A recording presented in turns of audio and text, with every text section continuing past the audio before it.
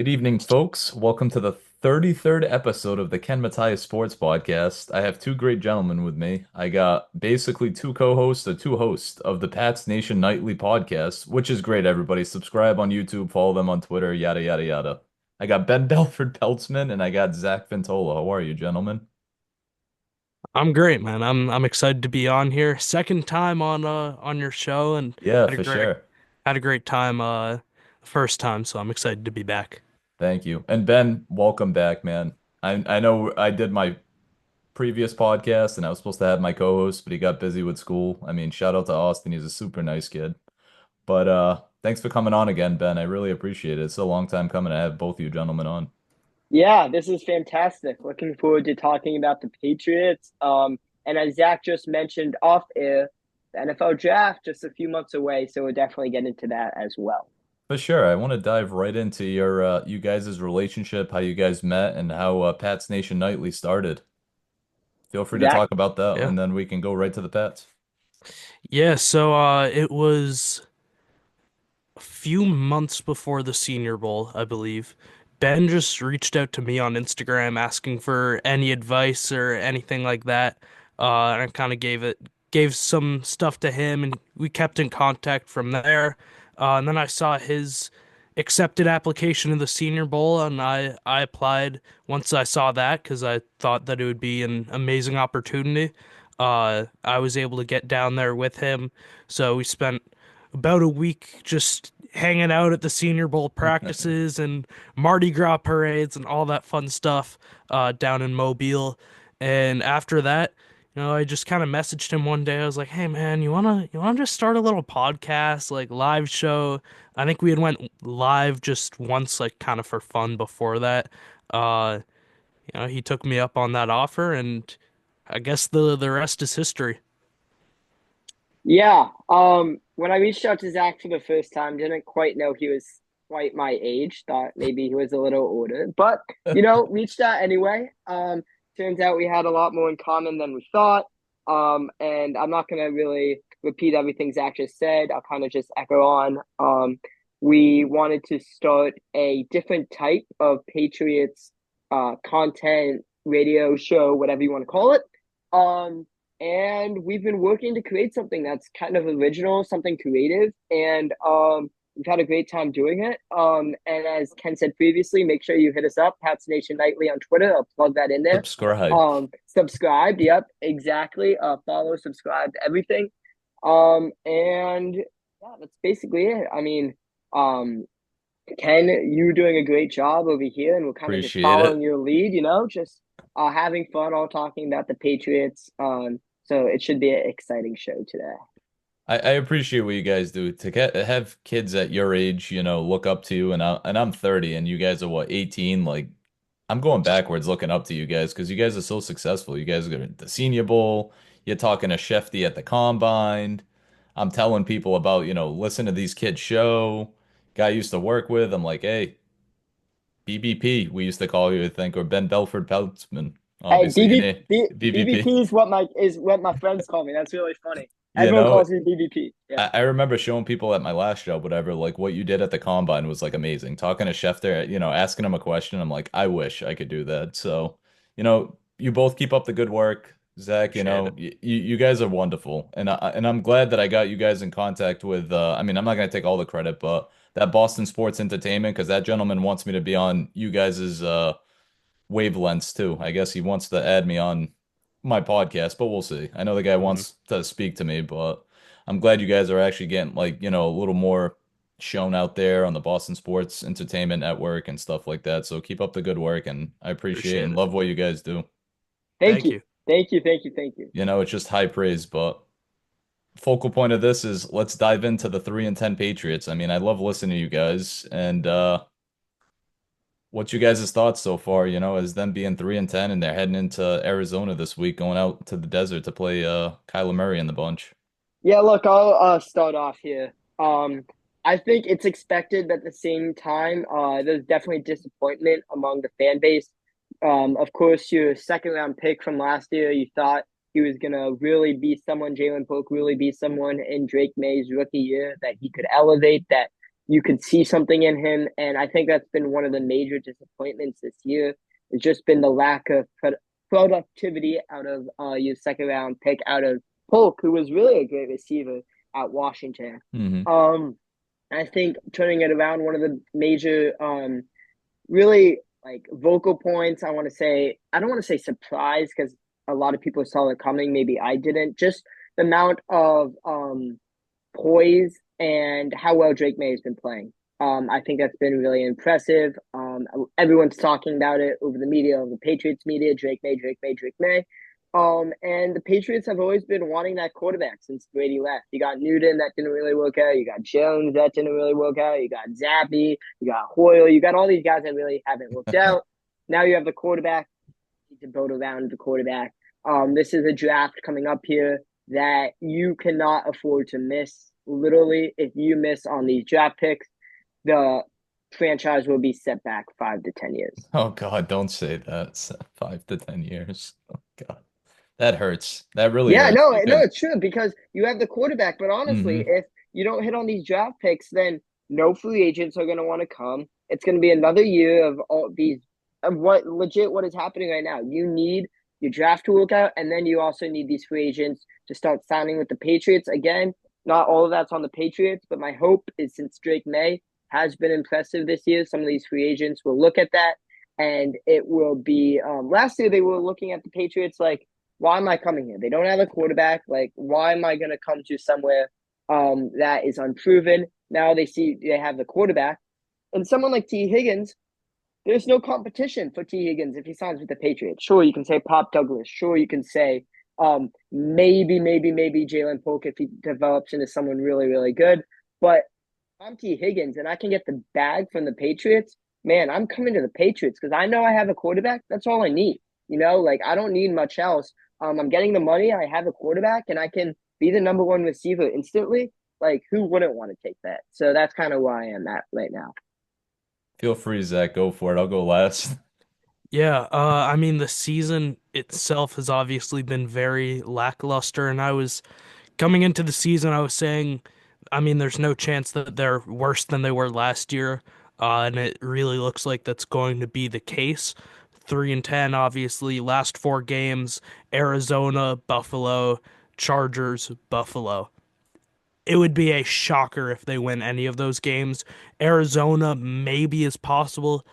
They've been pretty hot and cold, but I still don't see that happening in all honesty. So, finishing the year likely with a top three pick again, with a worse record than last year if all goes how it's expected to in these last 4 weeks. It's disappointing, but I mean, as Ben said, you have the quarterback, and that's the hardest part.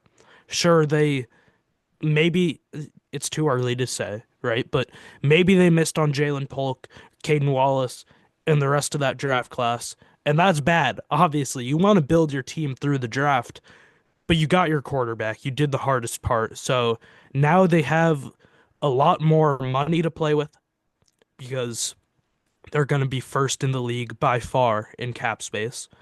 They're going to have more draft picks to play with. They have that third rounder from Atlanta, some extra ammunition there. Uh, Plus, if they trade back from three, I mean, that's going to be potentially a very good haul for a team looking to move up. So they're going to have plenty of assets. It's just a question of can they maximize on those assets. This is really where, again, as Ben said, but I'm going to expand it a little bit. It's not just the draft, free agency too.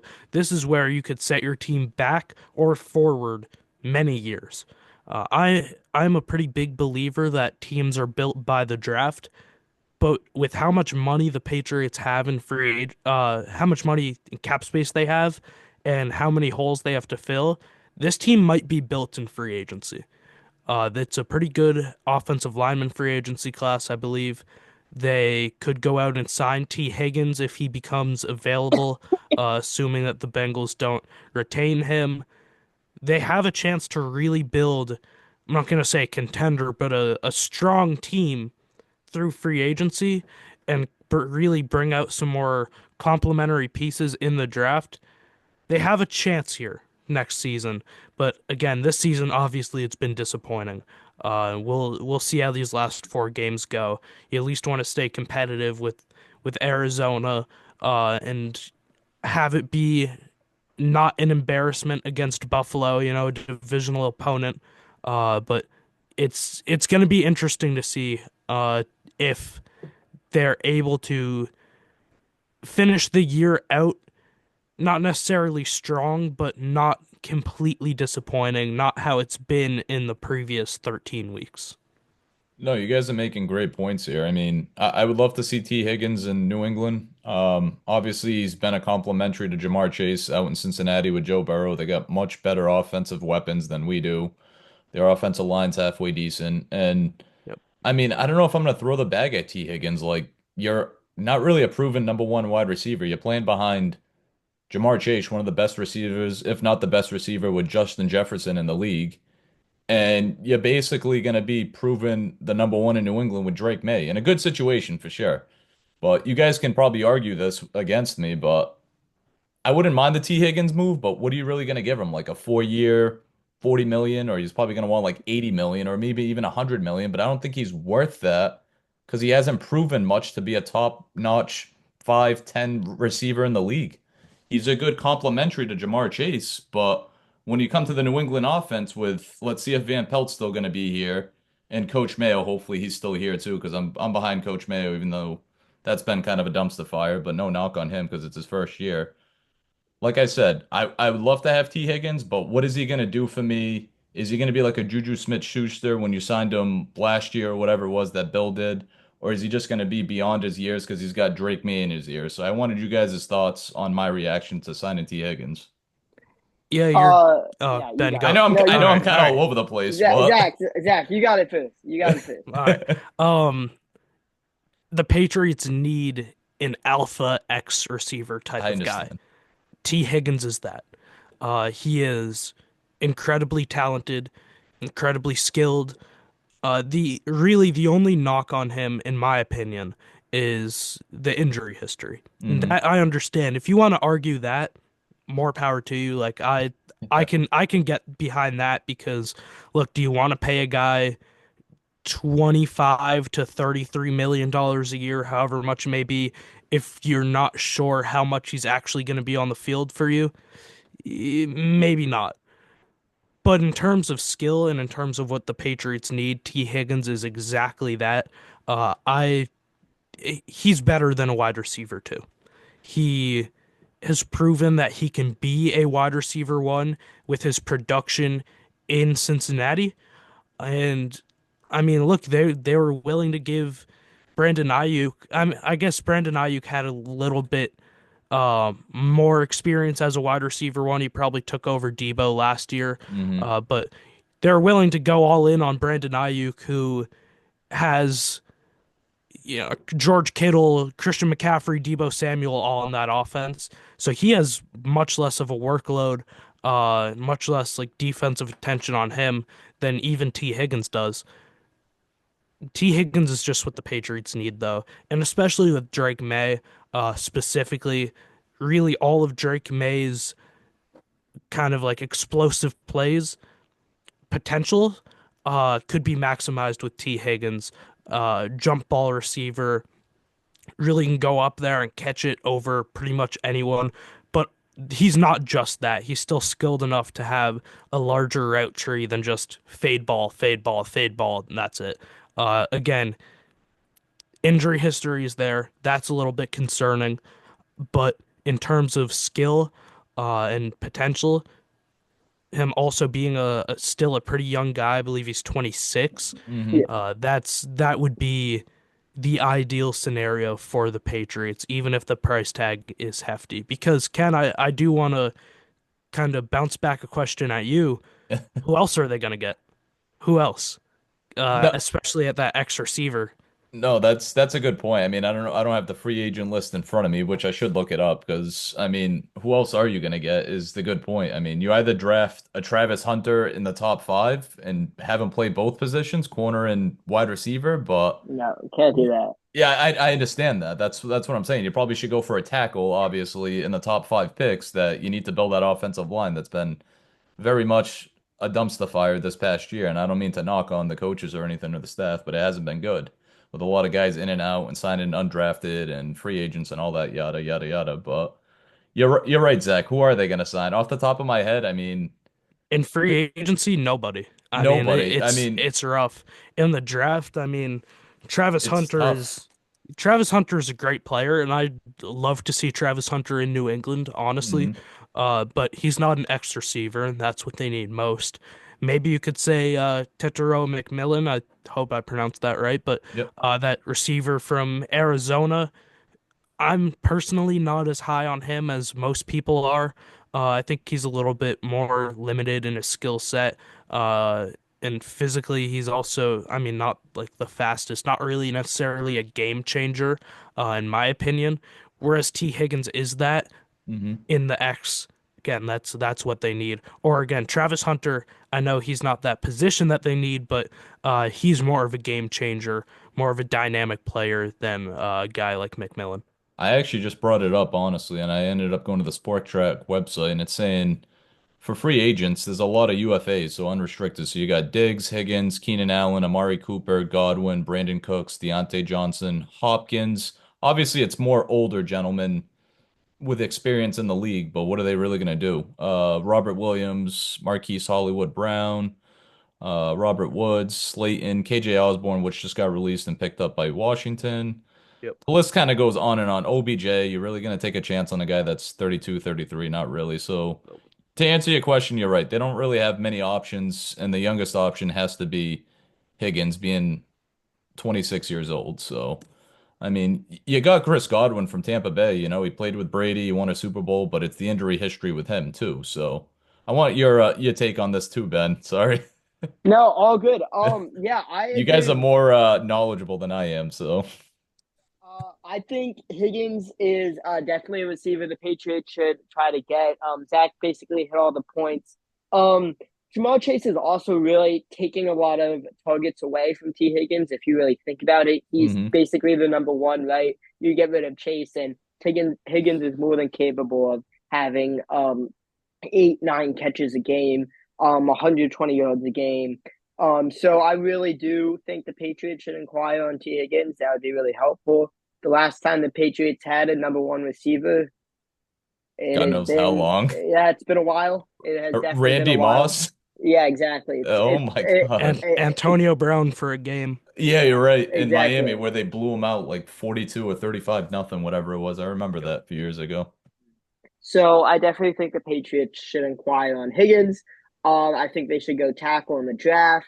I'm not a big Travis Hunter guy because sure he's special. Don't think that's going to translate well to the NFL. Hmm. But again, got to wait and see on that. But I would definitely give Higgins an offer of 4 years. 80, 90, Uh, 100 maybe. 120. 120. yeah, it's gonna be north of 100. Yeah. It has to be. But again, the Patriots have the space. But I mean, he's gonna go for I don't know, 30 million a year, something like that. Yep. Um, Around 30 million a year.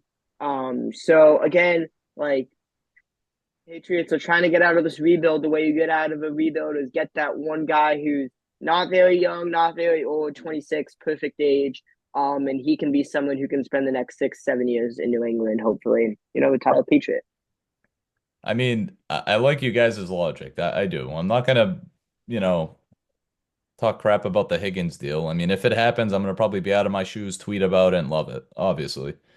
But do you think, shifting gears a little bit, going to like the coaching staff, do you think this coaching staff's equipped enough in 2025 to actually score at least 20, 22 points per game on offense, the defense to basically be a shutdown defense like it was a majority of last year, minus a few games, whatever? But do you think this coaching staff, as we sit here today on December 12th, right before Christmas, can basically be the future in 2025, and whoever comes in, if it's Higgins, whoever it is on offense, can actually fit it and work to, let's say, AVP system and make them be successful? Zach? I think it's more. I think it more depends on the player personnel than the coaching. I'm confident enough in this coaching staff that they can. produce a good enough product on the field. Um, I'm more disappointed in how the players themselves have played this year. I mean, it's and not that the coaches have really been good. I mean, there've definitely been plenty of mistakes that Absolutely. really make you think like why, what's Yeah. up with that? But the the roster is quite simply not good enough.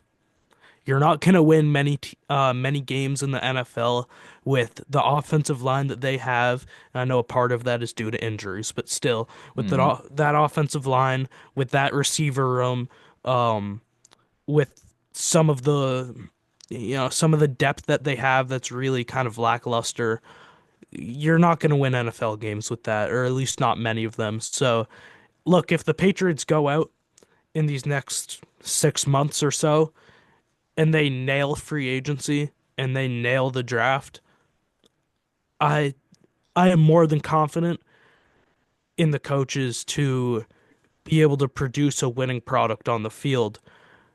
If not, then they're gonna have a very tough time. I guess going more into the specifics though, uh, I've Van Pelt has grown on me a lot. Hmm.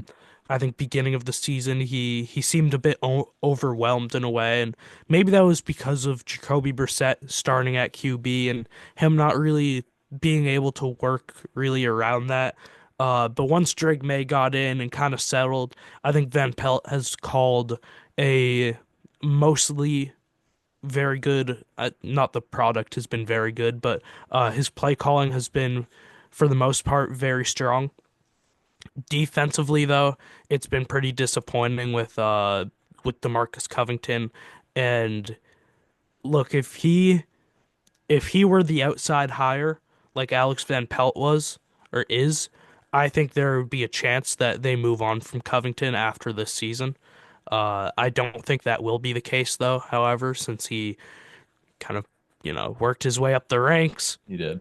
He promoted from that defensive line coach position. And again, I mean, pretty much all of the coaches, not pretty much, all of the coaches on that in that defensive room, uh, Gerard Mayo has experience with and has relationships with.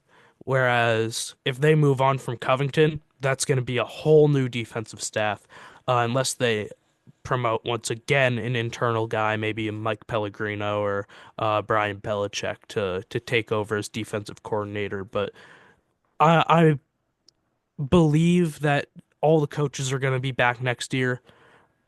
Is that the best thing for this team? Maybe not, but they really do need another year because first of all, a lot of them are coaching the highest position that they've ever coached, right? Van Pelt has never been a play caller. He's been an offensive coordinator. He's never been an offensive play caller. Gerard Mayo's never been a head coach. Covington's never been a defensive coordinator. It takes time to settle into these things.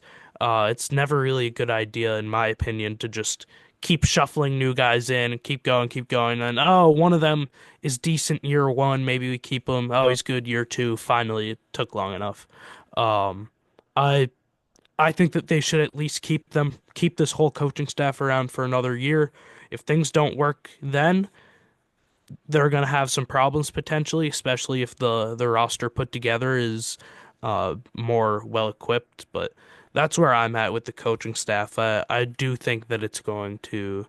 Uh, I think that hopefully the issues will resolve themselves for the most part, and that another year will definitely be beneficial for the staff and the team as a whole.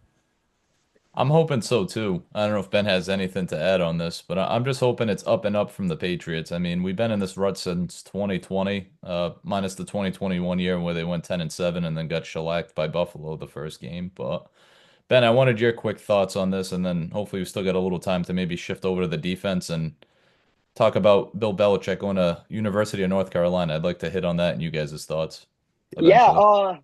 I will hit on both of those things you just said. One, I mean, I don't know about Brian Belichick. Maybe he's going to UNC shortly. Especially since that kind of will True. lead me into Belichick. But dude, I'm happy for him. You know what? You know what he's doing? He's showing that like man, he was successful. He can do what he wants with his life right now, and that is the most like gratifying, successful thing to do. If you can sit back after 73 years and be like, I can legit become a head coach of a Power Five program because that's what I want to do, and that's how I want to spend my last 20 years on this planet, then so be it. Like that is, like that Coaching is until he's 93. no, I mean, I'm just not. He's not coaching to his 93. I'm just saying, like, if Coach that's how until he wants to 77, spend, 78. if Yeah. that's what he wants to spend his his retirement years doing, like that is awesome. Like that is like so. It's either Um, that or the Manning cast. And like he's had done the NFL. He wants to experience college, and Yeah. I don't blame him. It's definitely a whole different scene. Um, it you have so some people don't believe this, but you have so many more responsibilities as a college head coach than an NFL head coach. I'm not saying it's like harder. NFL coaching, obviously, there's more scheme involved. You're facing harder, complex defenses and offenses. Um, but in the NFL, you have so many different guys in the organization that are helping people, that are helping lead different parts of your organization, right? You got 10 people in marketing, you got 20 people in analytics, you got 10 people, right? And at the college level, you don't have that many people in your program. Belichick is the head of NIL now. He's the head of recruiting. He has to make sure guys sign with the team and stay with the team now. You see so Mhm. many players entering the transfer portal. So he has a lot more on his plate. And I'm really excited to see what he does with it. North Carolina's in the ACC, one of my favorite football conferences. And I really want to see how now they're going to match up against the likes of Clemson, right, and NC State and Syracuse, all who placed better than UNC in the standings this year. Zach, I don't know if you got anything to add on Belichick, but I want to jump back to the Pats after too. yeah, I mean, kind of like Ben said, good for him, man. Yeah. That made me happy seeing it. I'm glad I got in my UNC application like a week or two ago. Hopefully that gives me a little boost, even though they're like a 8% acceptance rate out of state. Hey, I wish you luck. Oh That's well, awesome. appreciate it. But we'll see about that. I'd be surprised, but it'd be a nice way to leave home is going to watch Bill Belichick coach football at UNC. That would be a very fun way. But anyways, yeah, it's definitely a fun move. And I don't know if that's what Bill Belichick was going for.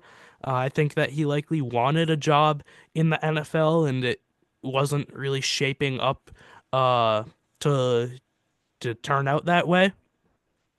But just being able to not only jump back in as a coach for a school like UNC, which, by the way, a school that Lawrence Taylor went to, who Hmm. Belichick blushes over any chance that he Constantly. gets. Yeah, always. Uh, and a school that he grew up right by, due to, I believe, his father coaching there, Hmm. but also now giving the opportunity and paving the way for Steve Belichick, his son, to also be the head coach there, which again, good for Bill. You know, getting that job at 72 years old, about to be 73, and not only getting that job for himself, but pretty much putting in a clause into his contract somehow. I if and maybe this wasn't even true, but it probably was, right?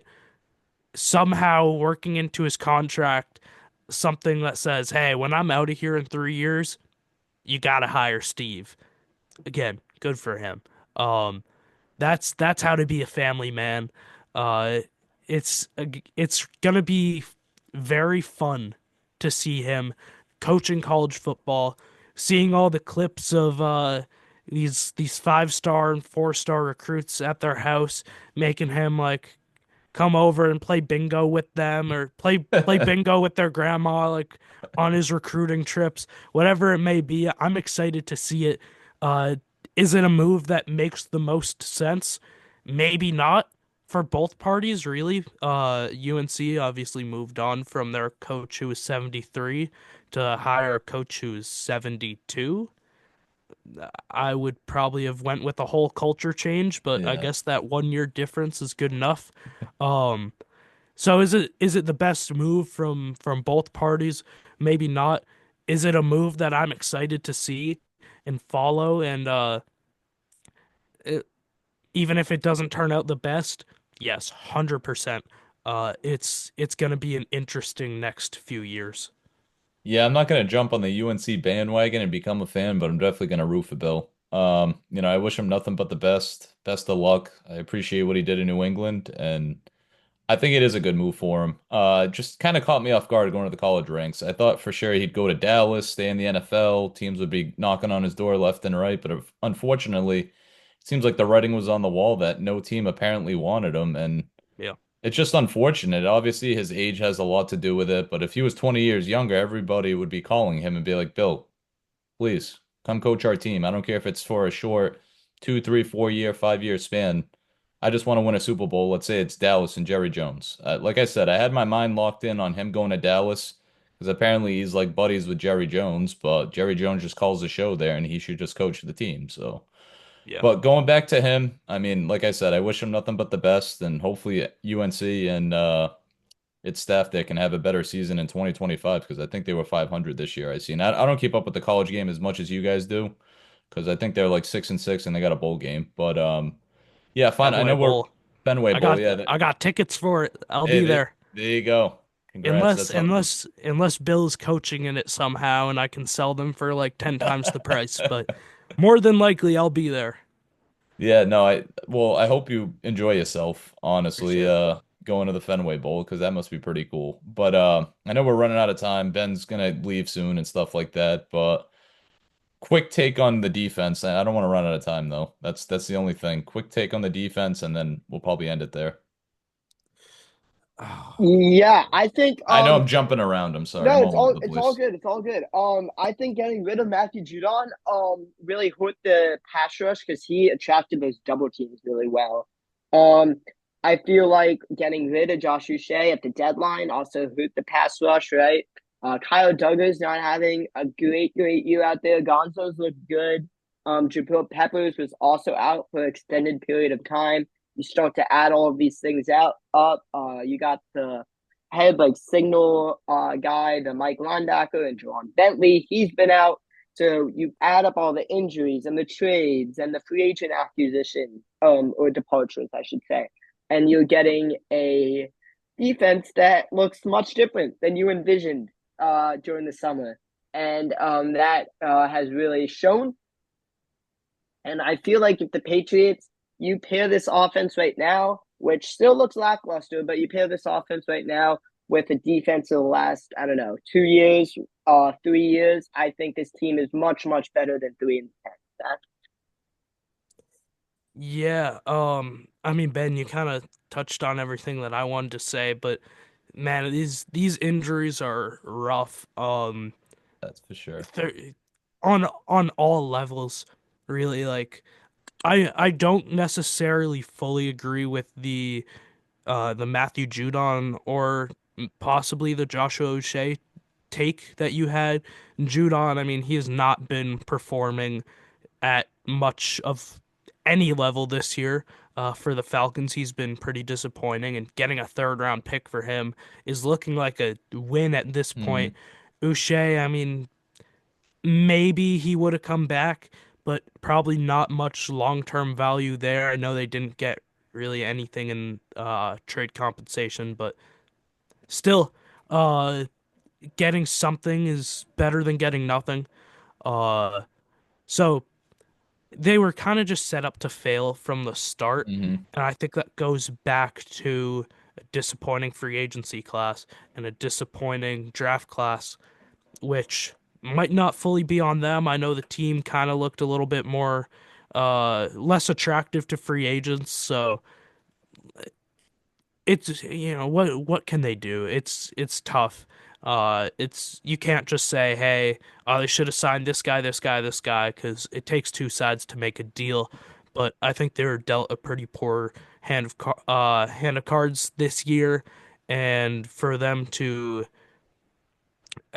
not only with what they got in terms of free agency in the draft, but also just everybody getting injured that really hurt them, obviously. For sure. Well, we'll end it there, guys. Thank you so much. I appreciate Zach Ventola and Belford-Peltzman joining BBP. my show. Yeah, that's right. And make sure you guys check them out. Pats Nation Nightly on YouTube. They're on Twitter. Follow their Twitters. And thank you so much, guys, before we run out of time. Of Thank course. you. Thanks for having us. No problem.